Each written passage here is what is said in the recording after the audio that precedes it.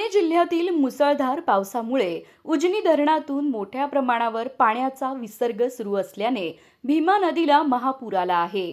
वाढलेल्या पाण्यामुळे दक्षिण सोलापूर तालुक्यातील चिंचपूर येथील भीमा नदीवरील बंधारा पूर्णपणे पाण्याखाली गेला असून त्यावरील वाहतूक बंद करण्यात आली आहे। त्यामुळे महाराष्ट्रातील चिंचपूर परिसरासह कर्नाटकातील अनेक गावांचा रस्ता संपर्क तुटला आहे।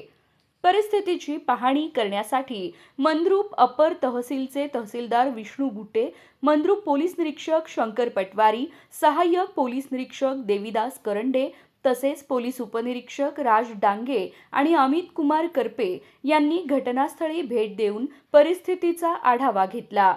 प्रशासनाने बंधाऱ्यावरील वाहतूक पूर्णपणे बंद केली असून नदीकाठच्या गावातील नागरिकांना सतर्क राहण्याचे आवाहन केले आहे। उजनी धरणातून पाण्याचा विसर्ग अद्याप सुरू असल्याने भीमा नदीची पाणी पातळी आणखी वाढण्याची शक्यता व्यक्त करण्यात येत आहे। त्यामुळे नदीकाठच्या नागरिकांनी अफवांवर विश्वास न ठेवता प्रशासनाच्या सूचनांचे पालन करावे असे आवाहन करण्यात आले आहे।